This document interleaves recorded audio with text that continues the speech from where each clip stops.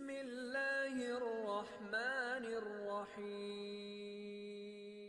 رسول اللہ صلی اللہ علیہ وآلہ وسلم نے فرمایا، تم میں سے ہر شخص سے تمہارا رب اس طرح بات کرے گا کہ تمہارے اور اس کے درمیان کوئی ترجمان نہیں ہوگا۔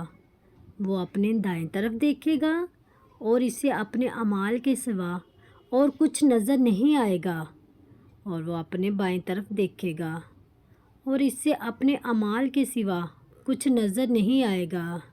پھر اپنے سامنے دیکھے گا تو اسے اپنے سامنے جہنم کے سوا اور کوئی چیز نہ دیکھے گا۔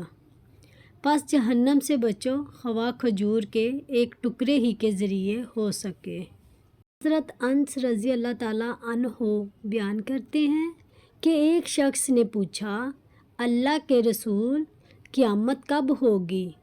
آپ صلی اللہ علیہ وآلہ وسلم نے فرمایا، تم نے اس کے لیے کیا تیاری کی ہے؟ اس نے کہا، میں نے اس کے لیے کچھ زیادہ تیاری نہیں کی جس پر میں اپنی تعریف کر سکوں، لیکن میں اللہ اور اس کے رسول صلی اللہ علیہ وسلم سے محبت کرتا ہوں۔ آپ نے فرمایا، تم اس کے ساتھ ہوگے جس سے تمہیں محبت ہے۔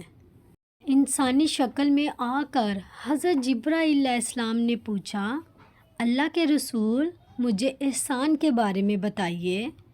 آپ صلی اللہ علیہ وآلہ وسلم نے فرمایا، احسان یہ ہے کہ تم اللہ کی عبادت اس طرح کرو گویا کہ تم اسے دیکھ رہے ہو، ورنہ یہ عقیدہ لازم رکھو کہ اگر تم اسے نہیں دیکھ رہے تو وہ تمہیں ضرور دیکھ رہا ہے۔